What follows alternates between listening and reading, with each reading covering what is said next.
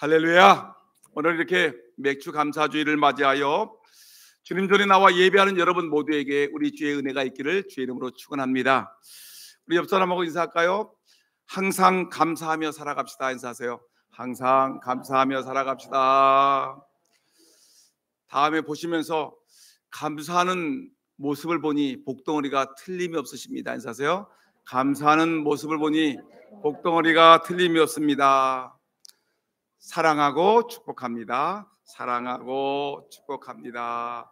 아멘. 늘 감사하고 늘 사랑하고 늘 열심히 살아가시는 우리 복덩어리 금산 장로교회 성도 여러분, 상이라는 것이 많이 있지만 상 중에 상이 있습니다. 아주 멋진 상이 있는데 마스터 오브 인플루언스라는 아주 유명한 상이 있습니다. 그것은 아주 특별한 상인데 많은 사람들에게 귀한 영향력을 끼친 사람에게 드리는 아주 특별한 상입니다. 전국 미국 강연가 협회가 유명한 대중 연설가에게 주는 상입니다. 아주 많은 사람들에게 연설을 해가지고 사람들에게 희망과 용기를 불어주는 사람에게 주는 상입니다.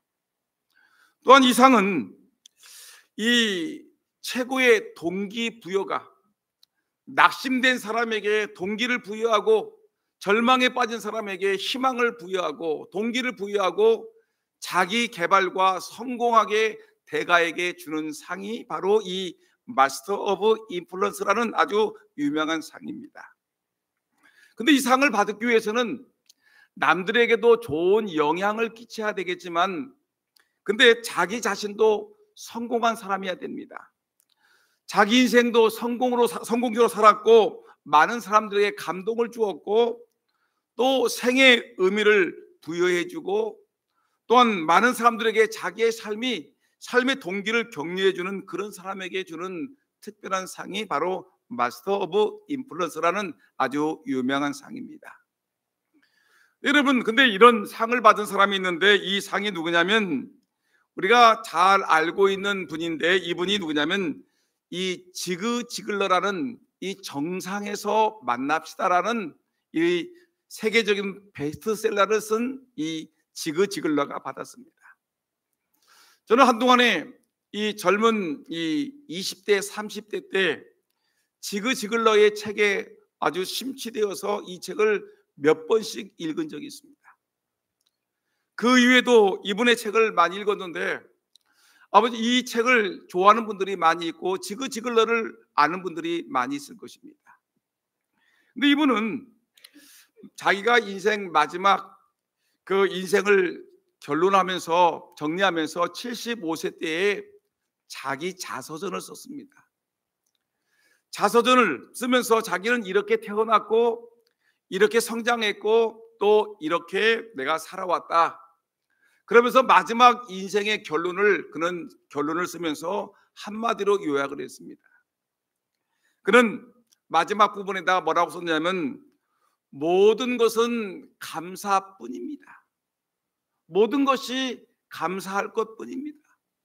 감사 외에 다른 할 말이 없는 그런 인생을 나는 살았습니다. 감사뿐입니다라고 그런 자기의 일생을 이렇게 토로했습니다. 그는 먼저 하나님께 감사했습니다. 자기가 외롭고 힘들고 고달프고 고난의 삶이 많았지만 자기는 그때 혼자인 줄 알았는데 가만히 돌이켜봤더니 그때마다 나의 등 뒤에서 나를 도우시는 하나님이 있었고 하나님이 보내신 천군 천사들이 자기를 늘 지켜주었다라고 그는 하나님께 감사를 했습니다. 그리고 그는 자기 가족들에게 감사했습니다. 내가 힘들 때 나의 동반자인 아내가 있었고 사랑하는 아들, 딸들이 있어서 나는 그동안 너무나 이 동반자들 때문에 나는 너무나 감사했다, 고마웠다. 아내가 고맙고 그리고 내 아들이 고맙고 내 딸이 고마웠다 이렇게 고백하고 그러면서 자기가 오늘 이만큼 살게 된 것도 내가 오늘 이렇게 존재하게 된 것도 내 이웃들이 있었기 때문에 감사하다. 감사.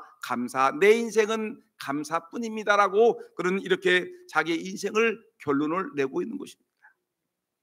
여러분, 인간의 성공이 어디에 있습니까? 여러분, 도대체 인간의 성공은 어디에 있다고 여러분 생각을 하고 계십니까? 많이 가졌다고요? 아닙니다. 여러분, 내가 많이 배웠다고 여러분 자랑하고 계십니까? 천만의 말씀입니다. 많이 배운 사람 존경할 가치가 없습니다. 여러분, 내가 권세를 가졌다고요? 천만의 말씀입니다. 여러분, 우리는 내가 많이 가졌다고, 많이 배웠다고, 많은 권세를 가졌다고 여러분 우리가 자랑할 수 있을지는 모르지만 여러분, 이 모든 것은 마지막에 가게 되면 다 부질없는 것입니다. 성경은 말하기를 모든 것이 헛되고 헛되니 헛되고 헛되도다. 성경은 결론이 이 많이 가진 거, 많이 배운 거, 또한 내가 권력을 심취했던 거, 이 모든 것이 다 헛되다라고 성경은 우리에게 말씀하고 있는 것입니다.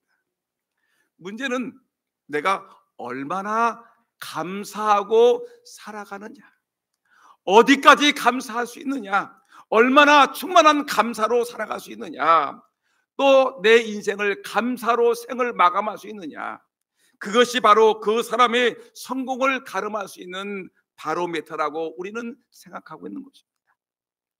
감사가 중요한 것입니다. 내 부모님께 감사하는 사람, 하나님께 감사할 수 있는 사람, 내 남편에게, 내 아내에게, 내 자녀들에게, 내 부모님에게, 내 이웃에게 감사할 수 있는 사람이 진정한 성공한 인생이지, 여러분 가진 것이 많다고 자랑할 것이 아니라는 것입니다. 여러분, 오늘 본문의 말씀을 보게 되면 우리에게 감사가 얼마나 소중하고 귀한 것인가를 우리에게 가르치고 있습니다. 이스라엘 나라의 어느 마을에 10명의 문둥병자, 이것을 나병 환자라고 얘기하기도 하고 요즘 들어서는 한센시병이라고 얘기를 합니다. 나병 환자, 한센시병에 걸린 10명의 이 환자들이 있었습니다. 여러분들, 이 나병 환자는, 나병이라는 것은 이건 불치병입니다. 이것은 전염성이 강합니다. 그리고 이 병은 사람들에게 조롱을 받는 병이었었고, 이 병은 사람들이 매우 부정시하는 병이었습니다. 지금도 사람들이 이 나병 환자에 대해서 매우 부정적으로 생각하고 있는데, 지금부터 2000년 전에 이 문둥병자, 나병 환자라는 것은 정말 상상할 수 없는 이 아픔의 병이었습니다. 가족과 함께 살아갈 수가 없습니다. 전염성이 강하기 때문에 그렇습니다. 예전에 제가 말씀드렸죠. 제가 소록도에 한번 갔다고 했었지요. 제가 젊은 대학교 때 소록도를 찾았는데, 여러분, 이 소록도에 갔더니 이 소록도에 이 나병 환자들이 막 모여 살고 있는데 예배를 드리는데 저는 깜짝 놀랐습니다. 아니, 코가 없는 사람들이 너무나 많아요. 코가 구멍만 쏙쏙 나와 있고요, 귀가 떨어져 있고 귓구멍만 있고요, 팔이 없어요.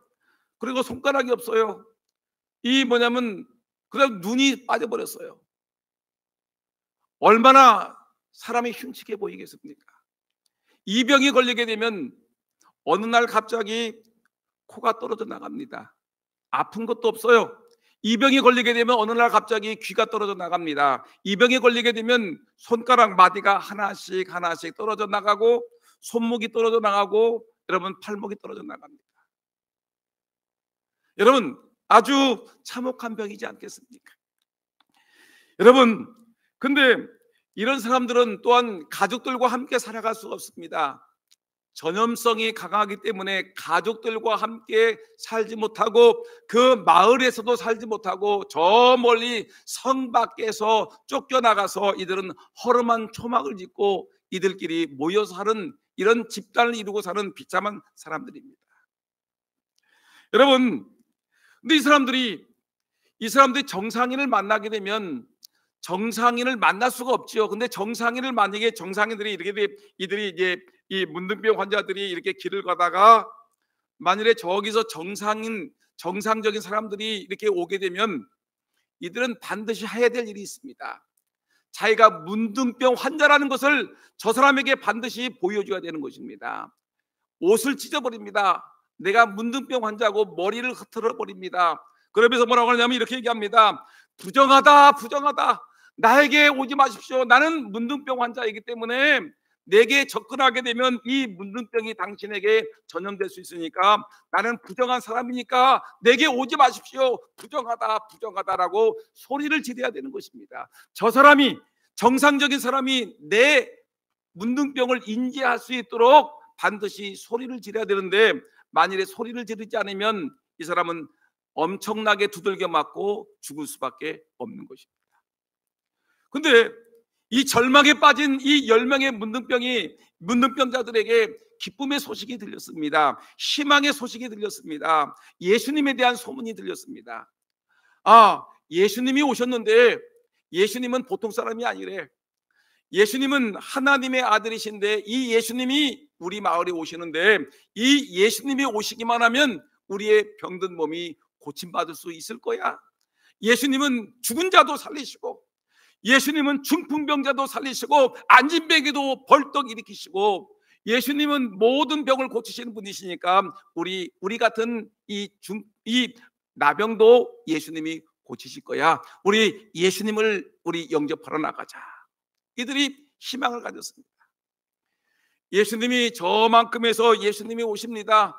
여러분, 평상시 같았으면 정상적인 사람들이 오기 때문에 자기 옷을 찢고 머리를 흩어버리고 부정하다, 부정하다라고 소리를 질러야 될 텐데, 이들은 예수님이 오시니까 너무너무 반가워서 예수님에게 부정하다는 말을 하지 않냐고 뭐라고 하냐면 13절 읽어보니까 이렇게 얘기를 했습니다. 예수 선생님이여 우리를 불쌍히 여기소서. 예수님, 예수님 우리를 불쌍히 여기소서. 우리는 문둥병 걸렸습니다. 우리는 나병 걸렸습니다. 손이 뚝뚝 떨어지고 코가 떨어지고 피고름이 나고 내가 눈이 빠지는 이런 문둥병이 걸렸는데 우리를 불쌍히 여기소서라고 예수님께 부르짖기 시작을 했습니다. 나의 고질적인 병, 나의 아픔의 병, 나의 눈물의 병, 나의 불평과 원망이 쏟아지는 이 병을 하나님 고쳐달라고 예수님께 부르짖고 있는 이 나병 환자들의 모습을 볼 수 있습니다. 예수님 나를 불쌍히 여기소서. 여러분, 오늘 이 말씀을 보면서 저는 생각했습니다. 오늘 이 맥주 감사주일 아침에 하나님의 전에 나와 예배드리는 여러분들도 우리 예수님 앞에 예수님 나를 불쌍히 여기소서, 나를 불쌍히 여기소서, 나의 질병을 고쳐주시고 나의 아픔을 고쳐주시고 나의 상처를 고쳐주시고 나의 자녀를 고쳐달라고 여러분 예수님께 나를 불쌍히 여기소서, 나의 아픔을 고쳐달라고 기도하는 저와 여러분 모두가 되기를 예수님의 이름으로 축원합니다.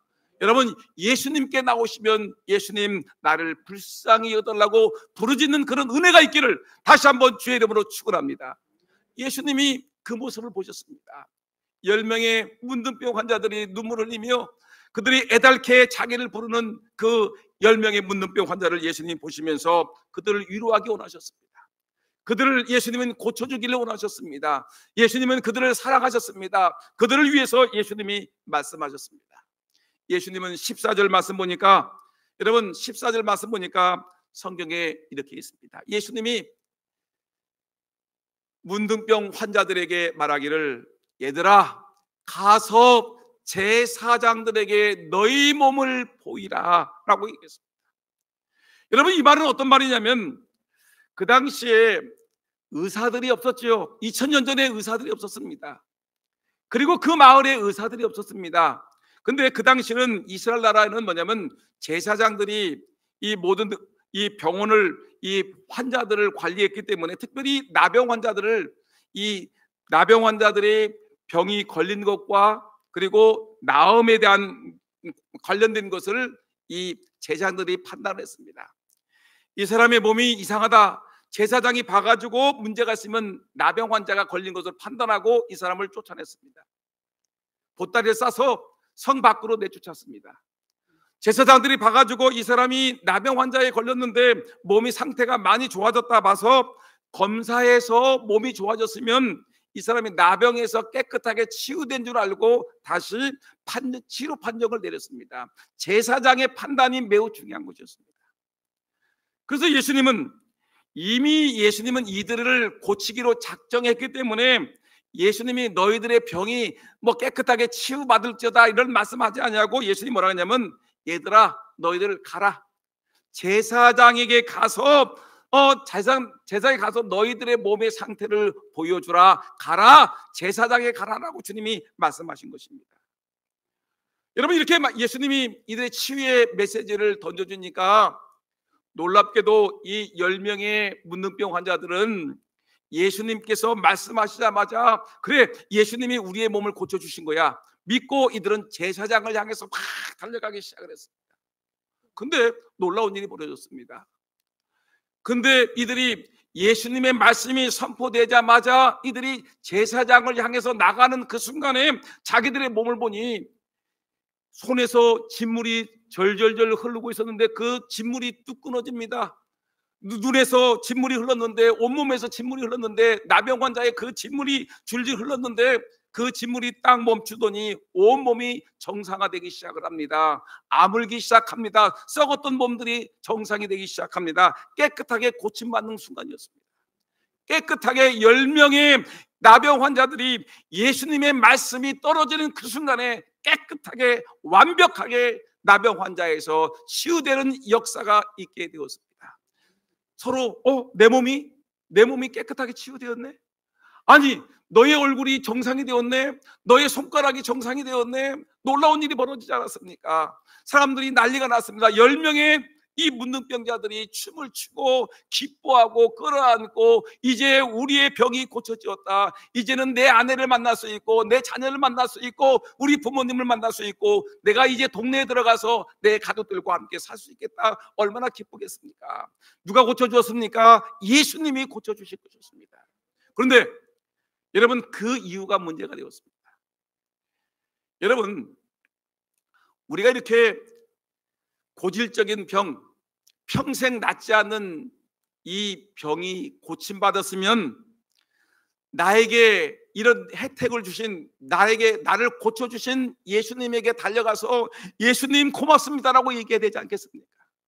하나님 감사합니다라고 외쳐야 되지 않겠습니까? 그런데 10명의 이 고침받은 나병 환자들은 너무너무 좋아서 다 흩어지기 시작했습니다. 어떤 사람은 제사장에게, 어떤 사람은 자기 부모님에게, 어떤 사람은 자기 아내에게, 어떤 사람은 친구에게, 어떤 사람은 동네에 뛰어들어가고, 여러분, 예수님에게 10명 중에서 예수님에게 와서 예수님 고맙습니다라고, 감사합니다라고 납작 엎드려서 절한 사람은 딱 한 사람밖에 없다는 것입니다. 10명이 고침받았는데, 10명이 치유받았는데 예수님께 나와서 예수님 감사합니다라고 감사의 절을 하고 예수님께 감사의 인사를 한 사람은 10명 중에 한 사람밖에 없다라는 사실이었습니다. 그랬더니 예수님이 10명 중에 한 사람이 와서 감사합니다라고 인사하는 걸 보니까 예수님이 기가 막히지 않겠습니까? 그러면서 예수님이 말씀합니다. 고침받은 사람들은 10명인데 9은 어디 가고 너 혼자 왔느냐? 고침받은 사람은 10명인데 9명은 어디 가고 너 혼자 와서 감사하느냐? 여러분, 이 말은 누구에게 하는 말씀이냐면 바로 오늘 저와 여러분들에게 하나님이 우리에게 주시는 책망의 말씀으로 들릴 수가 있습니다. 하나님 우리에게 그렇게 우리에게 은혜를 베풀어 주었구만. 하나님이 우리에게 사랑을 부었구만. 우리에게 축복을 해 주었구만. 우리는 하나님께 감사하지 못하고, 하나님의 은혜에 감사하지 못하고 늘 불평하고 원망하고 짜증내면서 왜 인생이 이렇게 힘든 거야? 살아가는 것이 왜 이렇게 힘들고 어려운 거야? 날씨만 조금 더우면 더워 죽겠네. 추우면 추워 죽겠네. 여러분, 날마다 죽겠네 하면서 하나님 원망하고 살아갔던 것이 우리의 인생의 모습이 아니겠습니까? 감사하지 못하고 부모님에게 투덜거리고 원망하는 우리의 인생을 바라보며 예수님이 9은 어디 갔느냐? 너 혼자만 와서 나에게 감사하느냐라고 우리에게 물어보는 예수님의 모습이 우리의 모습이 아닌가 한번 생각을 해보는 것입니다. 여러분, 오늘 이 본문의 말씀 속에서 우리는 이 엄연한 이 사건 속에서 왜 사람들은 감사할 일이 있음에도 불구하고 감사하지 못할까를 한번 생각해 보자는 것입니다. 왜 감사할 일이 있는데 우리 가정에, 우리 자녀들에게, 우리 삶 속에 감사할 일이 그렇게 많은데 왜 나는 감사하며 살아가지 못하는 그 이유가 도대체 무엇인가? 그 이유를 가장 먼저 생각해 보니까 우리는 은혜를 받으면 감사할 줄 아는 사람이 되어야 된다는 것입니다. 근데 현대 심리적인 질병 중에 만연되어 있는 것이 뭐냐면 감사불감증입니다. 합시다. 감사불감증. 뭐라고요? 감사불감증. 신문을 보시니까, 여러분 신문을 보시죠? 또 여러분들이 인터넷을 보시죠? 여러분들이 텔레비전을 보시게 되면 우리나라에 감사할 일이 얼마나 많습니까? 근데 감사할 일에 대해서는 한마디도 안 나오고 매일같이 불평하고 원망하고 투덜거리는 얘기가 나옵니다. 감사불감증이에요. 누가 억울하게 죽었다, 누가 문제를 일으켰다, 사고가 났다, 또 문제가 있다, 계속해서 어렵고 힘들고 고달프고 괴로운 얘기들만 계속해서 쏟아놓으니까 무슨 일이 벌어지게 되냐면 사람들이 감사할 일은 생각하지 아니하고 날마다 불평하고 비판하고 두려워하고 걱정하고 염려한 일만 생기는 것입니다. 얼마 전에 몇 년 됐죠? 119 구급대에서 발표한 일이 있습니다. 긴급 상황이 생겨서 병원에 이송할 때에 사람 중에서 정말 진심으로 감사하다고 하는 사람들이 몇 프로가 됩니까? 라고 했더니 놀라운 통계가 나왔습니다. 여러분 119 타보셨죠? 근데 119를 탄 사람 중에서 3%, 몇 프로요? 30%가 아니라 3%가 진심으로 감사하다라는 고백을 했다는 것입니다. 나머지 97%는 뭐야? 왜 늦게 왔어? 왜 응급장비가 제대로 갖춰지지 않았어? 왜 우리를 이런 엉뚱한 병원에다 이송했어? 하면서 막 도리어 구급대원들에게 항의하고 질책을 한다는 것입니다. 우리는 감사를 잊어버렸습니다. 감사 불감증에 걸렸습니다.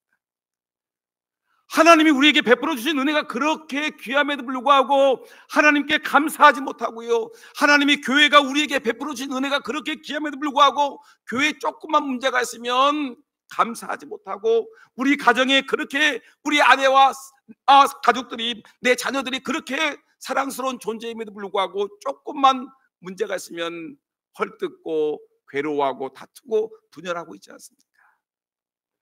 감사 불감증에 걸린 이 나라의 백성들을 우리가 한번 생각해 보자는 것입니다.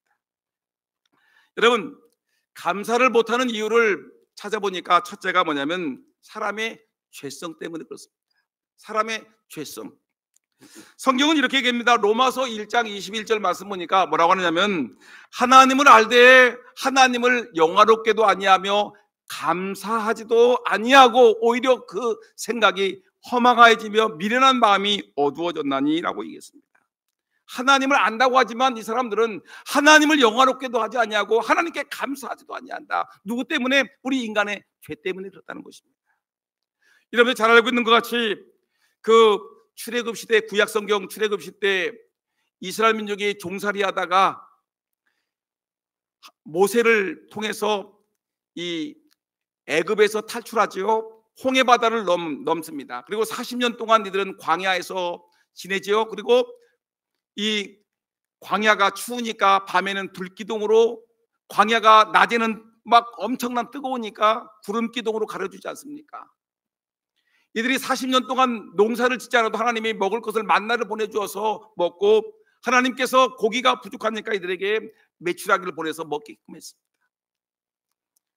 낮에는 구름기둥으로 밤에는 불기둥으로 40년 동안 이들이 옷을 길쌈을 하지 않아도 옷이 헤어지지 않도록, 또한 이들에게 하나님께서 먹을 것을 주었고 이들이 생활할 수 있는 모든 것을 하나님이 주었구만 이들은 늘 물이 없다고 물 주세요, 물 주세요. 왜 물이 없습니까? 라고 항의하고, 먹을 것이 없다고 항의하고, 맛있는 것이 없다고 항의하고, 옛날 애굽에서 마늘과 부추를 먹었는데 왜 여기는 마늘과 부추가 없냐고 투덜거리고 원망했던 것이 누굽니까? 바로 이스라엘 백성들. 인간의 마음 속에는 죄성이 있어요. 제 마음에도 죄성이 있어요. 장로님들의 마음에도, 교회를 수십 년 다닌 사람들의 마음 속에도 인간의 마음에는 죄성이 있어요. 죄성. 이 죄악의 근원, 여러분 아리스토텔레스가 이렇게 얘기했습니다. 인간의 마음 중에 가장 쉽게 늙는 부분이 있다면 그것은 감사하는 마음이다. 감사가 가장 일찍 늙어버린다는 것입니다. 감사. 여러분들 날마다 감사할 수 있는 성도가 되기를 예수님의 이름으로 축원합니다. 집을 사줬는데, 아들 딸들의 집을 사줬는데 아들 딸들이 뭐라고 하냐면, 아빠 엄마 집 사줬으면 뭐합니까? 에어컨도 달아줘야지. 집 사줬으면 뭐해요? 청소기도 좀 사주세요. 투덜거립니다. 아들 딸 대학 공부 다 시켜놨더니 한단 말이, 엄마 아빠 그동안 나 공부할 때 따뜻한 말 한마디 해줬어? 나 한번 사랑해줬어? 여러분, 감사를 모르는 이 세대의 모습을 우리는 바라보고 있지 않습니까? 감사, 남 얘기가 아니라 바로 저의 얘기고 바로 여러분들의 얘기가, 우리는 감사를 모르는 백성인데 우리 안에는 이런 죄성이 있다는 것입니다. 또 하나, 우리가 왜 감사를 하지 못할까? 또 하나 그 이유를 보니, 여러분 은혜를 깨닫지 못하는 무감각 때문에 그렇습니다. 은혜를 깨닫지 못하기 때문에. 많이 은혜를 받았다고 그럼 많이 감사하는 것이 아니지요. 깨닫는 부분만큼만 감사하는 것입니다. 내가 얼마만큼 깨닫느냐에 따라서 감사가 나오는 것입니다. 감사는 소유에 있는 것이 아니라 깨달음에 있습니다. 내가 많이 가졌다고 감사하는 것이 아니에요. 내가 많이 배웠다고 깨닫는 것이 아니에요. 감사하는 것이 아니에요. 내가 많은 권력을 가졌다고 감사하는 것이 아니라, 여러분 내가 얼마만큼 많은 것을 하나님의 은혜 가운데 깨닫느냐에 따라서 우리가 감사할 수 있는 것입니다. 우리 교인들 중에서도 보면 이분이 부자인데도 불구하고 하나님께 감사헌금 드리는 거 보면 아주 우리 교회에서 제일 가난한 사람의 모습과 같이 감사하는 사람이 있습니다. 근데 어떤 사람 보면 정말 가난한 사람임에도 불구하고 우리 교회의 제일 부자인 것 같이 감사하는 사람이 있습니다. 감사의 깨달음이 완전히 다르기 때문에 그런 것입니다. 여러분들은 깨달음의 정도가 어떻습니까? 하나님께 얼마만큼 감사하고 있습니까? 우리 부모님께 얼마만큼 감사하고 있습니까? 여러분 감사를 좀 회복하는 그런 은혜가 있기를 예수님의 이름으로 축원합니다.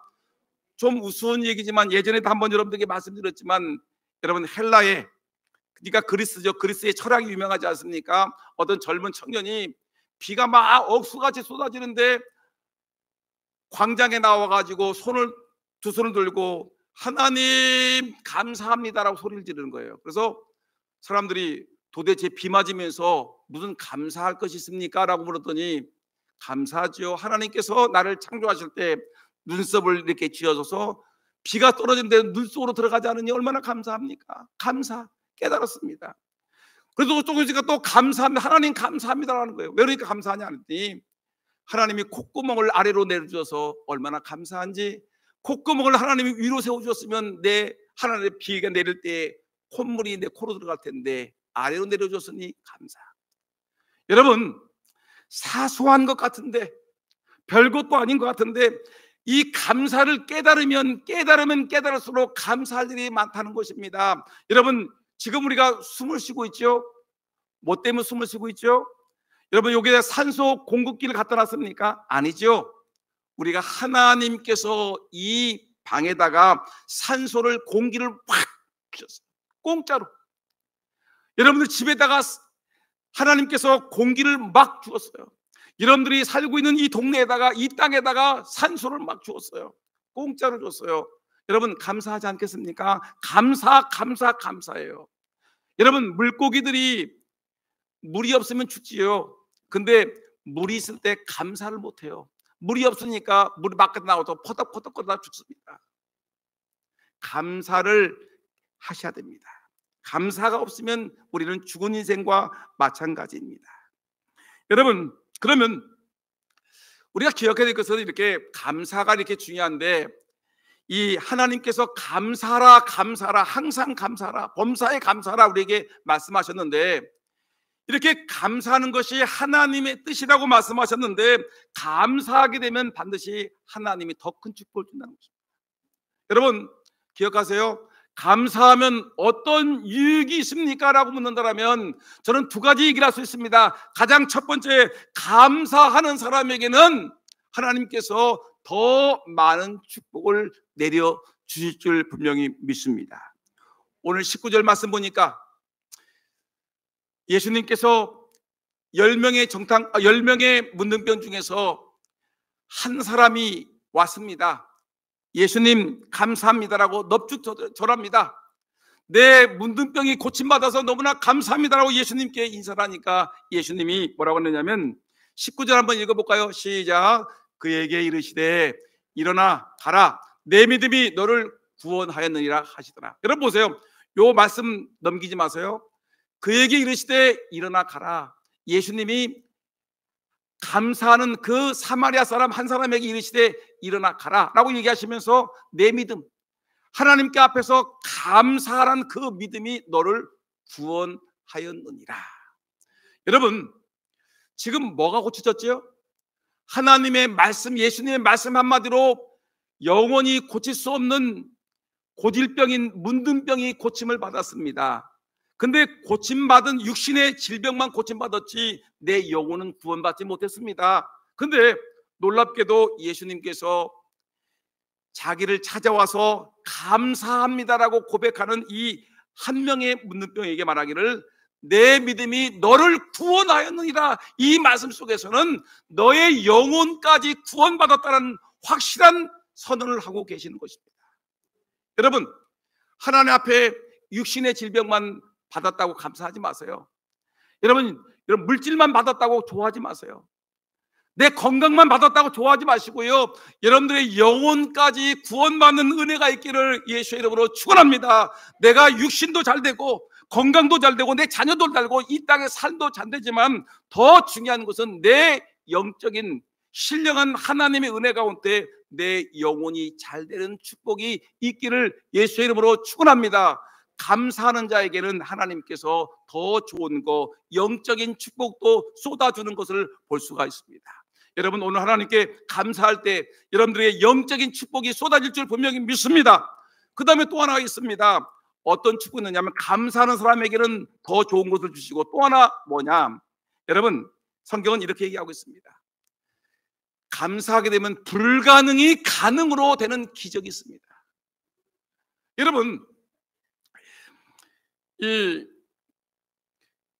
다니엘이 있죠. 다니엘을 보게 되면 포로입니다. 지금 바벨론에 끌려간 포로가 되었는데 놀랍게도 다니엘은 하루에 3번씩 기도했습니다. 아침, 점심, 저녁 예루살렘을 향해서 창문을 열어놓고 하나님께 기도를 했습니다. 근데 그 기도가 무슨 기도냐면 감사 기도였습니다.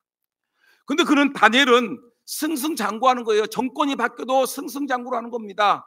놀라운 일이죠. 근데 어느 날 이 다니엘이 잘 되니까 배가 아픈 사람 있지 않습니까?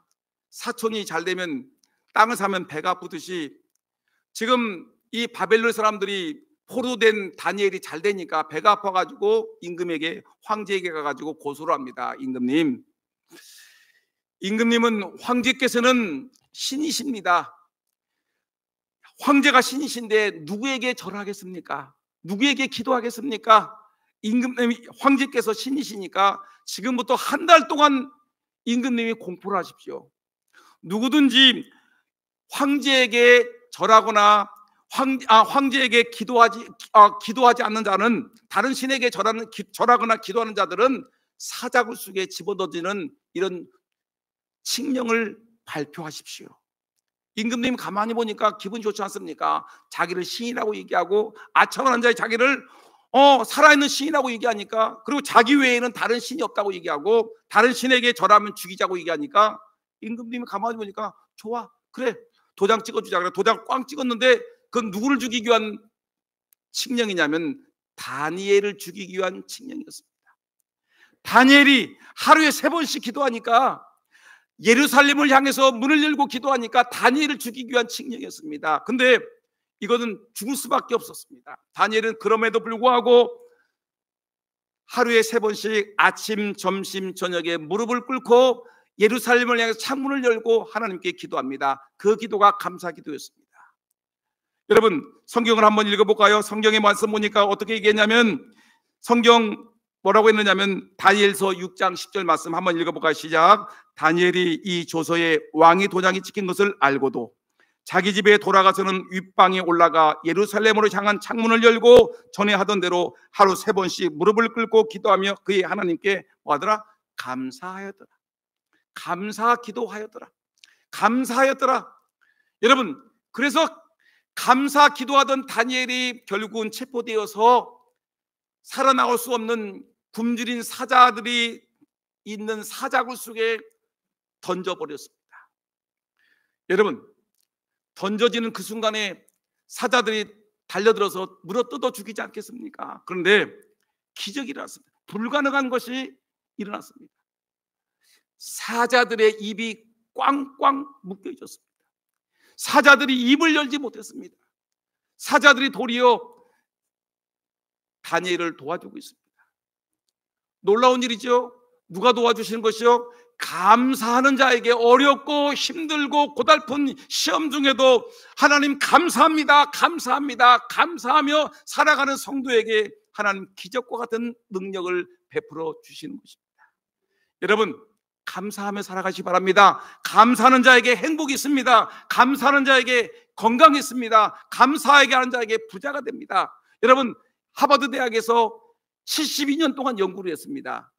300명의 졸업생들을 붙잡아 놓고 연구를 했습니다.